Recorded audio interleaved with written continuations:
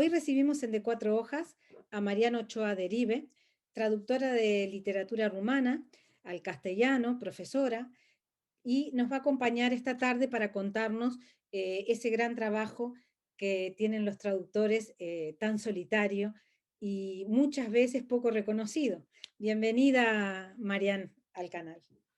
Hola Inés, buenas tardes y en fin, gracias por la invitación. Un placer, un placer.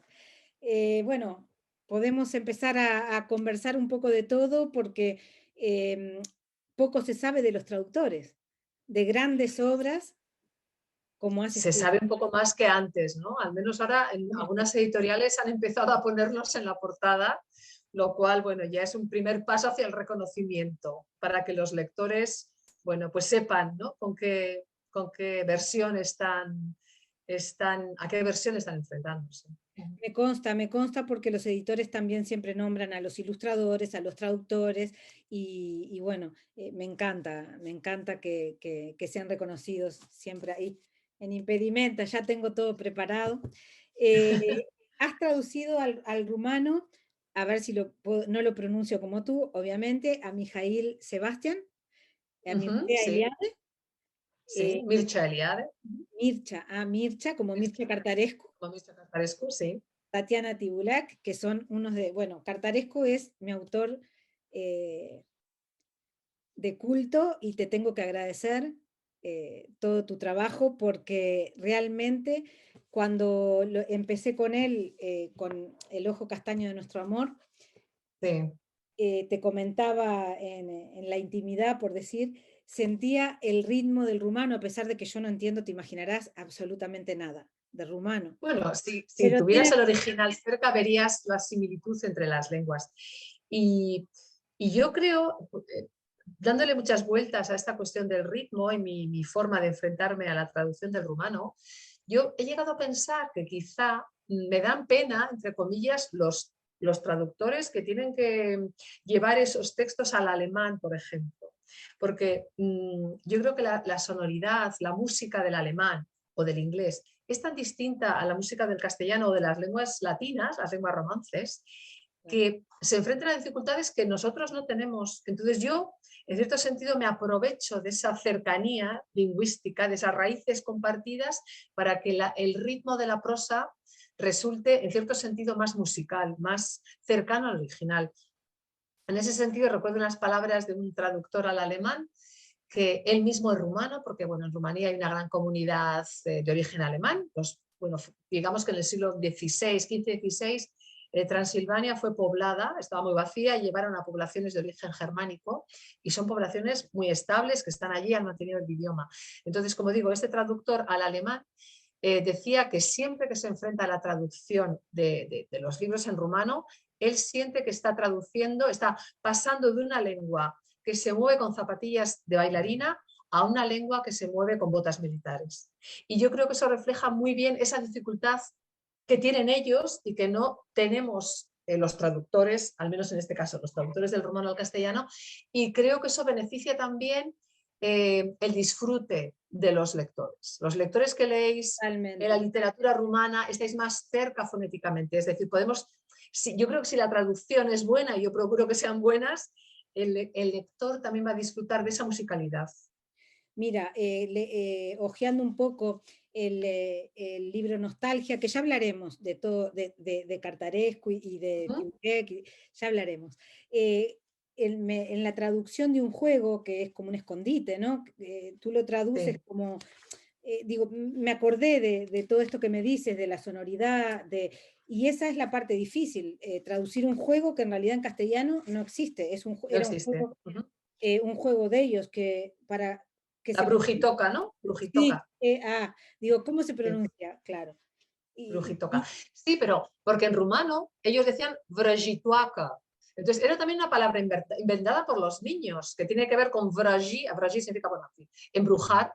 Y entonces, bueno, dije, no tiene sentido mantener este juego porque no existe en castellano. El propio juego lo había inventado ese grupito de niños que jugaba en el patio al que pertenecía el autor. Bueno, el narrador, perdón, perdón por el error de bulto, y entonces la sonoridad se podía conservar de vrajituaca, brujitoca, es una palabra que suena también chispeante, infantil. Y bueno, pues recoge el tono, ¿no? del original. Sí, porque como está acá reseñado abajo, ¿no? En la nota de a pie de página, fue lo que me fijé, digo, bueno, se lo voy a comentar, porque es una manera Sí, de que los lectores entiendan esas palabras que parecen tan sencillas como un sí, juego de escondite en el momento de la traducción.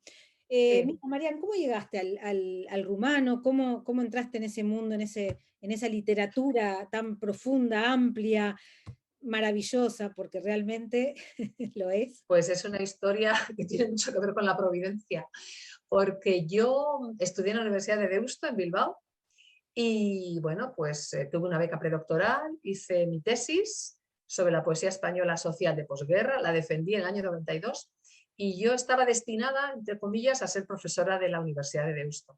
Pero bueno, por circunstancias laborales que no resultaron convincentes en ese momento, el día anterior a firmar el contrato renuncié a firmarlo y entonces me quedé en el aire sin trabajo y sin futuro, porque claro, todo el proceso académico me conducía a ese, ¿no? A ese objetivo. Entonces, bueno, pues pasé 8 meses dando clase de inglés a empresas vascas y me presenté a unas plazas de lectora en el extranjero y me tocó Rumanía. Me podía haber tocado Lituania, Bulgaria, creo que estaba también.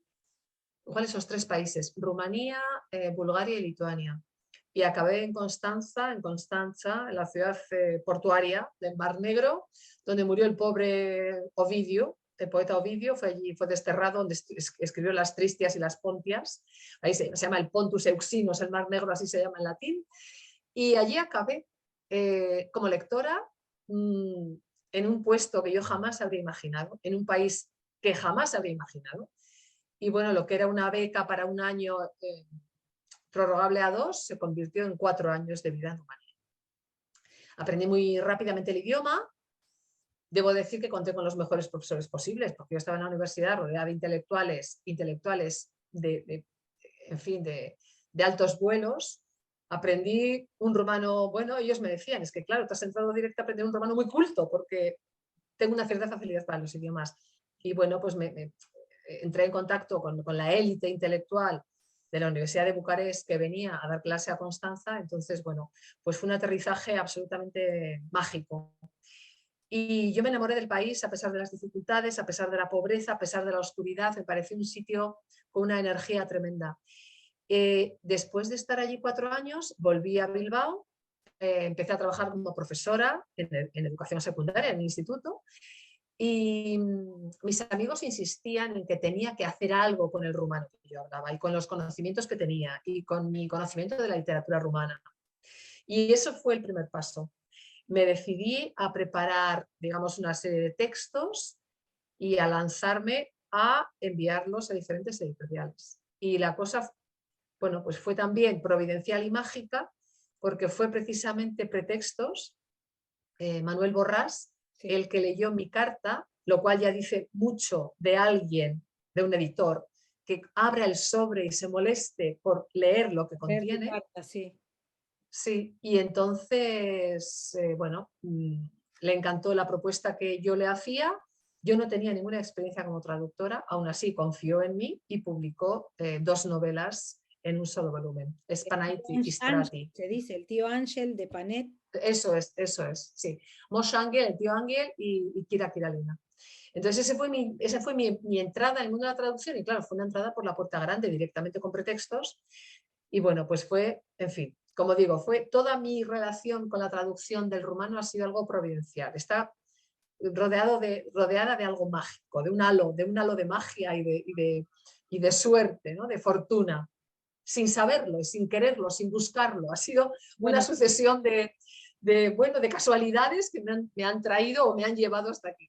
como suele suceder, ¿no? Las cosas están como tienen que estar, porque Sí, realmente, ya te digo, creo que todos los lectores, la mayoría, por no decir todos, no sabemos rumano, y creo que es algo común que todos cuando leemos tus traducciones, como también El verano en que mi madre tuvo ojos verdes, que me pareció un libro maravilloso. Digo, nombro estos que son los que más me gustan a mí, Tatiana y Cartarescu. Mircea. Mircea Cartarescu. Sí, Mircea. Y, y claro, un nombre, una mujer, para ver la diferencia entre uno y otro en la escritura, no solo en la escritura, pero sin embargo la traducción es que tu mano se siente ahí. Uno va Qué bien. leyendo y se siente y te lo agradezco Quiero también. que se sienta sin que se vea, es decir, que suene el autor, que no suene... Claro, claro, Claro, claro. porque esa es una de las preocupaciones que creo que comparto con todos los traductores del mundo, y es decir, bueno, son mis traducciones, pero yo creo que suene el autor, que no se note, que no parezcan todas las traducciones iguales, ¿no? Que suene igual Tatiana Tsibuleat, que, en fin, que Radu Pavelgueo o Panaitis Strati, es decir, que cada autor tenga su propia voz, ¿no? Que esa es Bueno, mi eso máxima sería lo preocupación. importante de Encontrar todos la los voz, escritores, claro, mantener la voz del escritor, ¿no? De pues, diferentes escritores. De las obras de Cartarescu, ¿cómo llegaste a Cartarescu? pues no lo elegí yo. Yo me estaba centrando preferentemente, que era la época literaria que más había leído en Rumanía, en el periodo de entreguerras. Precisamente por eso empecé con Mihail Sebastián, porque ahí hay una serie de escritores interesantísimos que pertenecen a ese grupo, a la élite, que en aquel momento dentro de la literatura europea prácticamente estaban en la vanguardia. Es decir, eran autores que estaban haciendo cosas al nivel de Europa occidental, si nos ponemos siempre como rasero de la, en fin, ¿no? de la ortodoxia. Ellos estaban estaban escribiendo con una perspectiva de la literatura que resultaba muy novedosa y muy fresca, muy rupturista. Entonces yo había leído fundamentalmente autores de esa época. Sin embargo, fue precisamente Enrique Redel, el editor de Impedimenta, el que propuso intentar introducir en el mercado literario en castellano a Mircea Cartarescu. Ella tenía una experiencia previa, pero bueno, creo que no había sido excesivamente feliz. Entonces él quería empezar con su propio proyecto, de ahí que publicáramos en primer lugar El ruletista, con una separata de nostalgia, para ver cómo lo recibía el público en España. Sí, no lo tengo Como aquí para ahora, probar. sí que está, lo separaron y ahora Sí, sí. está Entonces el ruletista apareció como una separata y la recepción del público fue verdaderamente magnífica. Fue magnífica. Entonces dijimos, vale, pues si ya ha funcionado esto, vamos con nostalgia, y bueno, ya a partir de ahí, pues bueno, fue este fenómeno Cartarescu hasta el día de hoy. Acaba de salir su antología poética. Estoy prácticamente terminando El ala derecha, la trilogía Cegador, que es su sí. ópera magna. Y bueno, eso es. Sí, sí. También hay que Así reconocer empecé a traducir. que con nostalgia ganaste el premio a la traducción. Sí, bueno, el premio del grupo Estado Crítico. Sí, sí, sí, sí. Sí, sí, sí. Bien merecido, bien merecido. Gracias. Gracias. Bien merecido. Tu lugar de traducción, tienes esa soledad con los manuscritos, tú, es Sí. ahí donde estás. Aquí donde veis, estoy en una casa, aquí esto se ve, esta es la biblioteca de libros rumanos, lo que se ve por ahí atrás. La de otros idiomas está por ahí abajo y otra está en Bilbao. Entonces yo me siento en mi mesa con mi lámpara, esta lámpara que tengo por aquí, y me pongo a traducir. Eso es todo, no hay más misterio. Mis diccionarios que están por la mesa, por supuesto, los traductores hoy en día contamos con la maravillosa herramienta que es Internet. Sí. Y bueno, pues el señor Google nos aclara todo. Si estamos, sobre todo en el mundo de Cartarescu, con esos millones de referencias que van desde la teología a la escatología, a la botánica, a la física. Bueno, pues gracias a las nuevas tecnologías, la traducción discurre por cauces más tranquilos. No tengo que estar rastreando bibliotecas para aclarar Es que la conceptos. botánica debe ser impresionante porque él te va Sí, nombrando en todas las obras, sí, en todas. sí, sí, sí. Em, ¿Cuánto te llevó traducir Nostalgia? Digo Nostalgia porque es el primer libro, ¿no? Pues no tengo mucha noción de lo que me llevan. Yo trabajo más o menos en torno a un año en cada libro. Claro, por la sencilla razón de que yo no vivo de la traducción. Entonces yo siempre pido, dadas además las características de Cartarescu y la dificultad intrínseca de su prosa y la dificultad de sus estructuras narrativas, yo quiero trabajar tranquila, quiero trabajar despacio. Entonces mi trabajo como traductora es extremadamente minucioso. Yo creo que, por ejemplo, Solenoide, que es el volumen más contundente, ¿sí? Un ladrillo, así coloquialmente. Sí, eso lo traduje en 1 año y medio escaso, es decir, 1 año y 3 meses, porque fue también una decisión, sí, eso fue poco tiempo para un libro así, pero, bueno, yo no sé, para mí es poco tiempo, porque es casi como 3 libros. Poco tiempo, sí, claro. sí, ese fue un trabajo verdaderamente excepcional. Yo trabajo con mucho margen, es decir, los editores, he trabajado fundamentalmente con Enrique Redel, de Impedimenta. Él sabe cuáles son mis circunstancias, él sabe cómo me gusta trabajar las traducciones, entonces no siento esa presión de, bueno, tienes 3 meses y 2 días. Trabajo muy tranquila, porque eso me permite... Claro, es que, por ejemplo, yo creo que no conté las veces que yo releí mi traducción de Solenoide, porque la releí, por supuesto, continuamente mientras lo iba traduciendo, siempre vuelvo a la traducción, lo releo y continúo. Yo creo que ese libro lo habré leído más de 5 veces. Mi traducción está súper cotejada, analizada, es una labor muy minuciosa. Entonces, esa es mi forma de trabajar. Por tanto, el tiempo, no sé cuánto me lleva. A veces un librito muy fino me puede llevar tanto como, bueno, por ejemplo, el verano en que mi madre tuvo los ojos verdes, yo creo que me llevó unos 5 o 6 meses máximo. Claro, es un librito muy delgado, delgadito. Sí, pero claro, no, en fin, me llevó mucho tiempo digamos, para el tipo de texto que es. Pero bueno, ese texto presenta otros problemas diferentes a los de Cartarescu, a los de la obra de Cartarescu. Eso te iba a decir, porque no debe ser lo mismo traducir a Cartarescu que a Tibulek, no, o sea, por la forma de escribir. Sí, completamente distinto. Más sencillo, Cartarescu tiene... Sí, pero Tatiana tiene unas metáforas. El lenguaje literario de Tatiana Chipuleac es un lenguaje muy dislocado. A veces sus metáforas son extraordinariamente, no sé cómo definirlas. Tiene una forma de entender el lenguaje que pasa como por la dislocación de los referentes. Y entonces a veces cuesta, ¿no?, llevar esos chispazos, esas intuiciones que ella tiene, llevarlas al castellano. Presenta otro tipo de dificultades, siempre su obra. No tiene nada que ver con Cartarescu, donde hemos encontrado frases de más de 20 líneas.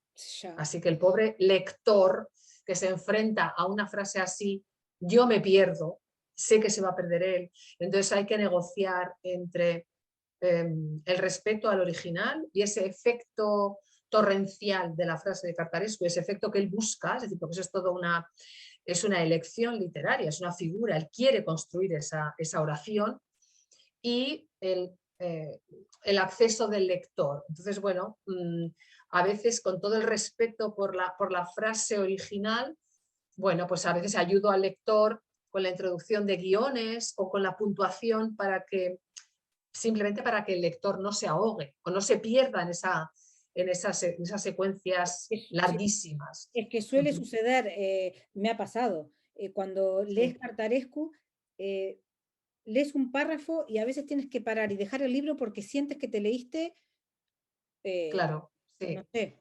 sí. Es una especie de saturación de imágenes que provoca, de hecho... Onírico, con el mundo de los insectos, es cargado. Eso es. Y entonces es esa especie como de masa de imágenes que chorrea encima del lector, que yo sé que hay que ayudar en cierto sentido. Es decir, con todo el cuidado del mundo, como he dicho, para no pervertir su estilo, para no pervertir su frase, porque además yo me debo a su obra. Es decir, yo no he venido aquí a estropear su obra, a hacerla fácil. No, yo quiero que la gente, los lectores que lean a Cartarescu y encuentren las dificultades de su prosa y la magia de su prosa y la genialidad de sus historias. Pero es verdad que hay veces en las que, bueno, tengo que llegar a un pacto con el texto original para bueno, pues para llevarlo un poco hacia los lectores, digamos, ayudarles a entrar en ese fárrago de imágenes, ¿no? Que es tremendo. ¿Es verdad que Cartarescu no se equivoca? ¿Que te da los manuscritos tal cual los escribe sin tachones? Él escribe y ya está. Eso dice él, yo lo creo. Yo no tengo por qué poner en duda sus No, palabras. De yo le hecho, creo nos también, pero comentó. bueno, Sí, sí. No, yo creo que yo noto otros problemas en sus manuscritos y es que él entrega sus manuscritos para que los escriban a máquina. Bueno, en aquel momento sería máquina al principio, ahora los escribirán con un procesador de textos, lógicamente. Pero yo, como he trabajado con diferentes ediciones para un mismo libro, he visto errores de transcripción. Entonces, yo echo de menos en la obra de Cartarescu una labor, digamos, científica, filológica, es decir, que se fijen las versiones, porque hay problemas que son los problemas con los que se ha enfrentado la literatura toda la vida, es decir, existen diferentes versiones de las obras de Quevedo o de Garcilaso o de, no sé, probablemente de Shakespeare también, estoy segura, ¿no? Porque las diferentes ediciones han acumulado errores o ha habido modificaciones en el texto original. Y eso hoy en día creo que ya se puede resolver de una forma bastante sencilla y bastante, en fin, rápida. Y yo creo que ese, por ejemplo, es un problema. Pero Cartarescu dice que él escribe así, escribe a mano y que no corrige. Y yo le creo. Y además debo decir que, claro, llevo ya tantos años traduciendo su obra, trabajando con su obra, que yo noto cuál es el ritmo de su trabajo. Es decir, yo noto que él escribe tal y como dice. Cito casi textualmente a Cartarescu. Él se levanta por la mañana, se sienta y trabaja unas 2 horas. Bien, es que yo veo cómo organiza los textos y ese trabajo corresponde a 2 horas de trabajo, a 2 horas de inspiración, la dimensión de los capítulos, por cómo organiza lo que él va contándonos, yo lo noto. Y además noto que aunque el capítulo sea más largo, noto como que cambia el tono de lo que está contando, aunque sea el mismo capítulo, es decir, responde a otro día de trabajo. Es algo muy difícil de explicar, es algo muy sutil, es pero percibir, como yo, claro. sí, pero como llevo mucho tiempo trabajando con él, me doy cuenta de ello, veo dónde está el cambio de tono. Y, ay, no sé, me he perdido con lo que quería decir de Cartarescu y su forma de escribir. Ah, sí. Entonces, él dice que escribe a mano y yo creo que eso confiere a su escritura una cierta morosidad. Él piensa mucho en cada palabra, en el ritmo de la prosa. Entonces, volvemos a lo que decíamos al principio. Es decir, yo soy muy consciente de cómo suena el texto, porque se nota que no es un señor que está tecleando un artículo o una... De hecho, yo cuando he tenido que traducir artículos o entrevistas suyas, noto otra voz. No solamente la diferencia entre un texto literario y una entrevista, lógicamente estamos entre géneros que no tienen nada que ver, pero yo noto que es otro Cartarescu el que está escribiendo en el ordenador, no es el Cartarescu que escribe a mano, y yo noto esa cadencia. Por tanto, en mi opinión, el hecho de que Cartarescu escriba a mano confiere también un ritmo muy peculiar a su prosa, muy peculiar. Y a la búsqueda de la palabra esencial, ahí entra también el Cartarescu poeta, porque él va buscando esa palabra al escribir despacio, bueno, pues no hace recorta y pega como hacemos los demás, o borro, y en fin, trabajamos con el procesador, sino que es la búsqueda de la palabra de una forma artesana, en cierto sentido. A mi mano llegó, lo primero que leí de Cartarescu fue El ojo castaño de nuestro amor. Y mirando entrevistas que has tenido con él o presentaciones bueno, que fuiste haciendo, él dice que es el libro que recomienda siempre comenzar por un libro de los finos, de los que tienen menos complejidad, ¿no? Sí. Que sería El ojo castaño de nuestro amor, Nostalgia, o los relatos de las bellas extranjeras. Sí. ¿Tú dices lo mismo? Que es mejor empezar, porque mucha gente empezó por Solenoide, que es su obra. Bueno, empezar por Solenoide es empezar, bueno, no sé, haciendo la travesía del Océano Atlántico a nado. Ya. A pulmón, a pulmón. Sí, yo creo que para leer a Cartarescu, literariamente, yo creo que hay que empezar con Nostalgia, porque todo su mundo está ya planteado ahí. De hecho, ahora que ya prácticamente he terminado el ala izquierda, él en ese libro, el tercer libro de la trilogía que cierra los 2 volúmenes anteriores, él cierra en cierto sentido todo un mundo narrativo. todo el mundo narrativo. Y sí, ahí tienes el cuerpo, bueno, la precisa edición de Impedimenta. Y de hecho, se dice que Solenoide viene a ser como un cuarto volumen de la trilogía, es decir, sería una tetralogía. Una vez que cerró la trilogía Cegador, Solenoide ha sido su gran obra de arte. Y probablemente, yo creo que es, en mi opinión, es su mejor libro, junto con el primero de la trilogía. Son los que más me han gustado a mí. El cuerpo me parece un libro muy interesante, pero muy difícil, desde todos los puntos de vista, estilístico, de contenido. Es un libro a veces que resulta muy sofocante, presenta unas realidades difíciles de digerir para el lector. Y el tercero, que bueno, espero que llegue en otoño a las librerías, es un libro más fresco, en cierto sentido más costumbrista, más sencillo, cambia un poco el estilo, y yo creo que para los lectores va a ser más fácil de digerir. Y luego está Solenoide, que es un libro, bueno, pues no sé, una genialidad absoluta por parte de Cartarescu. Y a la hora de enfrentarme a la traducción de libros tan diferentes, Mircea me dijo, mira, Marian, tú tienes que tener en cuenta que los libros están construidos de forma muy diferente, porque Cegador es un libro rizomático. Hay muchísimas historias que se entrecruzan, que son paralelas, que son divergentes. Entonces es un libro rizomático. Sin embargo, Solenoide es un libro vertical. Vas a ver cómo el libro sufre una serie de transformaciones a lo largo de la escritura. Tú te vas a dar cuenta perfectamente cuando lo traduzcas. Y es verdad, quizá un lector lo ve con otra perspectiva, pero la perspectiva de traductor es una perspectiva especialmente rica, porque estamos dentro del armazón de la narración. Y Mircea, las palabras de Mircea fueron así, es decir, yo más o menos hacia la página 200 noté como el libro, el Solenoide decía clac, y cambiaba completamente. Entonces, pues estilísticamente fue más fácil. Era difícil por el volumen, por la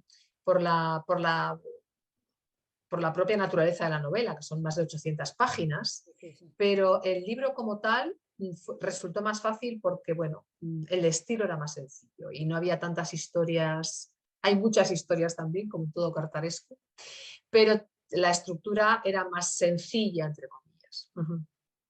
O sea que entre Solenoide y esta trilogía, que tengo que decir que no la empecé. La tengo para empezar cuando salga el tercero. Porque... Muy bien. Pues entonces en otoño. Vas a rematar el año con la trilogía. No. Si ya sé que sale en otoño, lo empezaré en breve para llegar justito en otoño.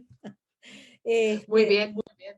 Claro, entre la trilogía y Solenoide, quizás la trilogía sea, hablando de libros, no solo en complejidad, sino en tamaño, dices de empezar por las trilogías y no por Solenoide.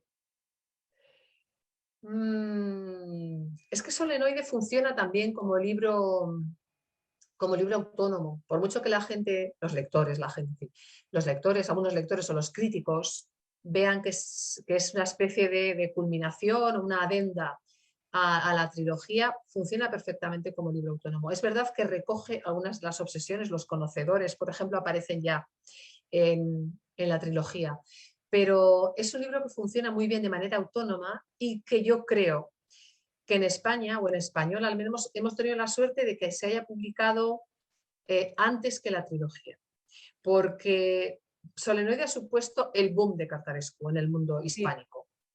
El boom. Yo creo que si los lectores os hubiese acercado paulatinamente a través de la trilogía, gran parte de los lectores o muchos de los lectores se habrían cansado antes, es decir, no habrían tenido la paciencia de avanzar.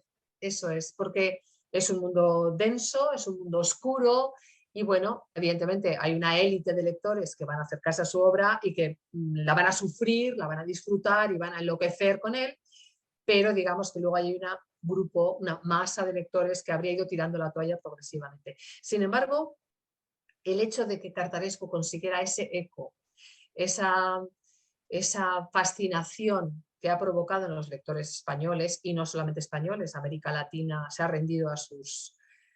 obra, tiene mucho que ver con el hecho de que haya sido Solenoide el elemento que ha sido, bueno, el catalizador de ese interés por Cartarescu. Así que en ese sentido hemos tenido suerte, Y porque en aquí se ha leído antes Solenoide. Y en Rumanía también se tiran a los pies, como dices, de Cartarescu.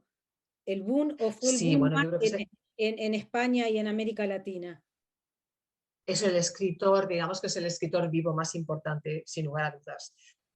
Cuando un escritor es muy importante en su país, a veces no siempre es profeta en su tierra, lo conocemos muy bien. Por eso te Entonces, pregunto, sí. sí, nadie pone en tela de juicio su inmensa calidad literaria, y luego, bueno, pues las camarillas, las rencillas, las envidias Sí, sí, sí. literarias existen en todas partes, pero es a todas luces, en fin, los rumanos saben que tienen un genio, y que este genio es Cartarescu. Por mucho que, bueno, que haya envidias, o que haya autores que sienten resquemor o que sienten envidia, ¿no? Pues por no ser tan buenos como él, pero bueno, ahí está la condición humana. Pero sí, es el escritor más importante del panorama rumano. Mira, acá como te decía en el Ojo Castaño de Nuestro Amor, creo que es el libro más generoso en la forma de expresarse o en facilidad, por decirlo, ¿no? Sí, A ver si no me equivoco. sí, sí, sí, Y te entiendo. y es el libro que cuenta sobre él como persona. Ujú. No tiene tanta onírica como los demás, ni, ni tanta dificultad. Y bueno, claro, cuando uno empieza a leer le fascina otra cosa, le fascina la vida de él, te fascina cómo cuenta, por ejemplo, de este libro me quedó mucho cómo relata el mar, cuando sus padres ven el mar. Bueno, Sí, a mí me enamoró desde ahí, pero cuando tú sí, te llegas a Nostalgia, a Solenoide, es otra cosa. Incluso sí. la poesía que, bueno, que te pedí, cuando estuvieron acá en Madrid, Sí, cuando estuvimos en me la Madrid, sí. pedí En octubre, efectivamente. en octubre, no me pude acercar a Madrid y me impedimenta, tuvo la amabilidad de enviármelo, de hacer todo ese proceso Sí. para que me llegue. Y la poesía es totalmente diferente.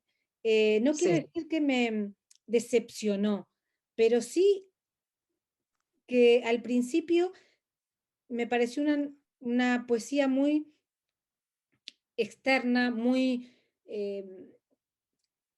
no sé explicártelo, hasta que, claro, cuando uno empieza a ver que esas poesías son en una etapa de su vida, muy jovencito. Ujú. Muy jóvenes, sí, sí, Entonces, para entender la poesía, también hay que entender la edad que Cartarescu tenía cuando escribió esta poesía. claro.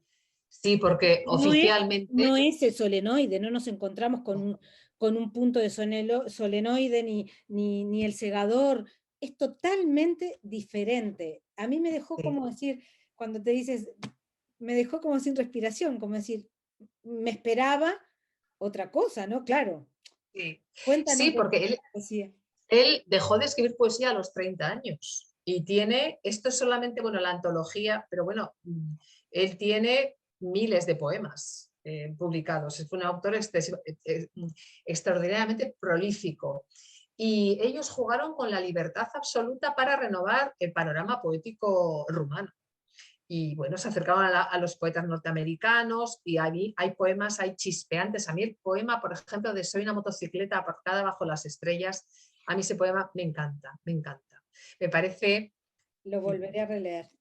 es absolutamente maravilloso, cómo juega con la ironía que hay, la autoironía, cómo se burla de los mitos, cómo los reconstruye. Es decir, me parece tan lúdico y tan chispeante que yo me lo pasé muy bien, me lo pasé muy mal, porque bueno, pues siempre me lo paso mal Por lo y que hablábamos al principio, claro.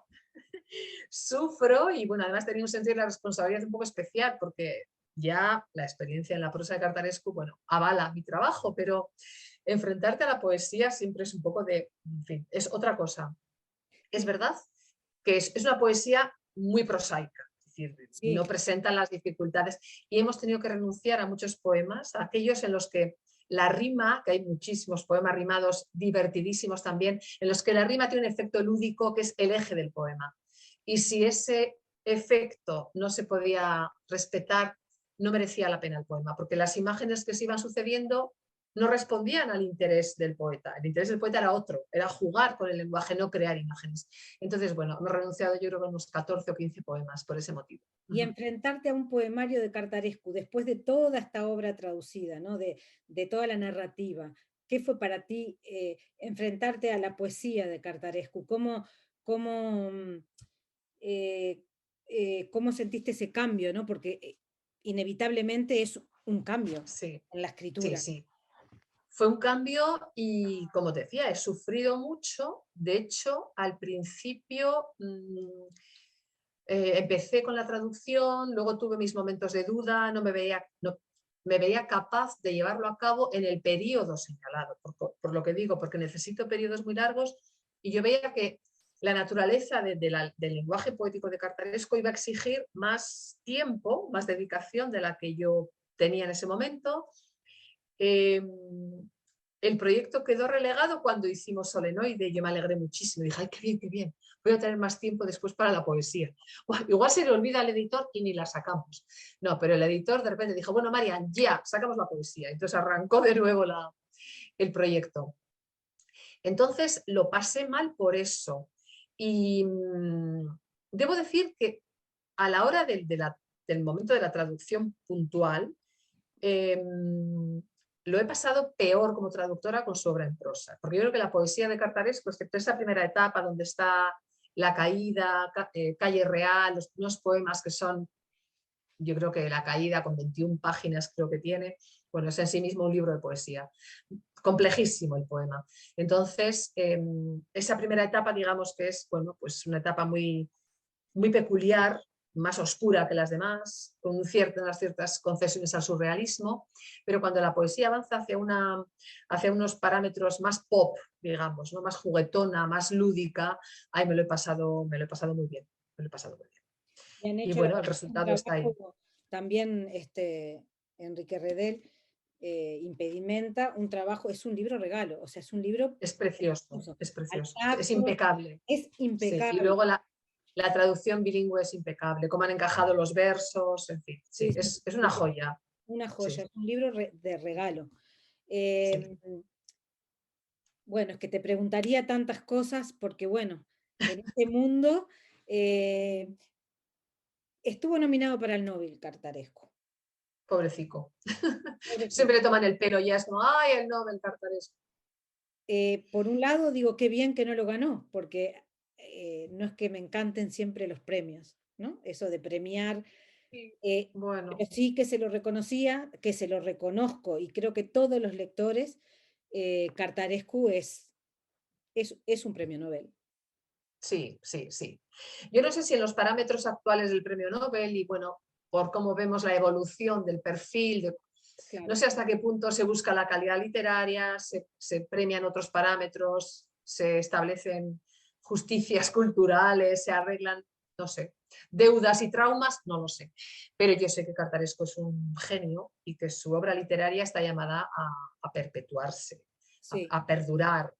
Por tanto, bueno, pues con premio o sin premio, él es no sé, es uno de los grandes de la literatura en Europa en estos momentos. Nada en su obra es gratuito. Es decir, a mí me pasa que luego leo otras cosas y digo, ay, pero uff, qué banalidad, pero qué frase más mala, pero qué mal, qué mal, qué libro más horrible. Porque claro, si salgo de estar traduciendo a Cartarescu, Claro, no vengo te como vas de, a conformar. claro, claro, bajo como de una especie de nube y entonces autores dignos y decentes y que escriben bien, ya me parecen unas cositas así, pues con ciertas pretensiones, pero que no llegan, porque claro, vengo de estar metida en las brumas de un grande. ¿Y cómo es eso cuando haces las giras con él? Porque que vienes para Madrid, que vas a Rumanía, vas mucho, ¿no? A estar con él y a... No sé si se cortó. Ah, ahí. Ahora parece, sí, Cortó se un me ha poquito. cortado un momento. Sí. ¿Cómo es eso de las giras, ¿no? Giras de presentación. con el de la Sí. poesía tuvieron una gira Ujú. grande. ¿Tú lo acompañas en Sí. toda la gira? Bueno, en la medida de mis posibilidades, en los lanzamientos que se han hecho aquí, y siempre que mi trabajo me lo ha permitido, sí, hemos estado juntos y de hecho a veces bromeamos, ¿no? Decimos que ya parecemos un dúo, no sé, una pareja cómica, ¿no? Que ya salimos al escenario los dos a hablar y la verdad es que nos entendemos bien, es decir, fluye, el diálogo ya entre nosotros fluye bien, nos entendemos bien, yo sé lo que él va a decir, pero yo no soy intérprete, no tengo estudios de intérprete ni de traductora profesional. Pero bueno, hemos llegado a una especie como de él habla con frases más o menos cortas para que yo pueda traducirlo, para que sea ágil y trabajamos bien. Y luego en los lanzamientos, pues como decía, siempre que he podido he estado con él y todo eso que él ha ido contando en sus encuentros, a mí también me ha servido mucho como traductora, porque él, cuando es interpelado por su forma de escribir, por cómo entiende la literatura, la palabra poética, evidentemente todo eso para mí va calando, ¿no? Como sirimiri, y yo a la hora de enfrentarme a su obra veo que esas palabras me sirven como traductora, porque de ahí digamos que tomo buena nota, ¿no? de cómo se enfrenta él a su obra y cómo me tengo que enfrentar yo como traductora a su obra. Entonces, como sí, como bien has dicho, en esos lanzamientos que en España han sido constantes, es decir, Enrique Redel siempre, siempre consigue que venga Mircea Cartarescu, que presente su libro en una librería o que haya muchísima presencia mediática, que haya muchas entrevistas, que los periodistas culturales conozcan su obra y bueno, pues eso ha contribuido también al fenómeno Cartarescu, porque yo creo que el país en el que más ha triunfado es España. España, ¿no? Sí, con Eh, diferencia. Mariam, cuando terminas de traducir un libro de Cartarescu, después de estar metida en ese mundo, ¿qué te encuentras? Con un vacío. Terminas. Totalmente. La última palabra Es que traduces, cierras el manuscrito y ¿con qué te encuentras? Porque digo, después de leer esto, quedarás fatal, fatal. Tengo cuando terminé Solenoide, yo estaba aquí, bueno, esta es una casita que está aquí en el campo, en el pueblo de mis padres, entonces tenía como un ataque de hiperactividad y literalmente, esto son cosas, digamos, íntimas, entre comillas, me ponía a limpiar cristales. Entonces me puse como corriendo a limpiar cristales, pero no acababa las ventanas, las dejaba unas limpias, otras no. Luego, en la hierba, veía en la hierba que había malas hierbas, me ponía a cuatro patas a arrancar hierba.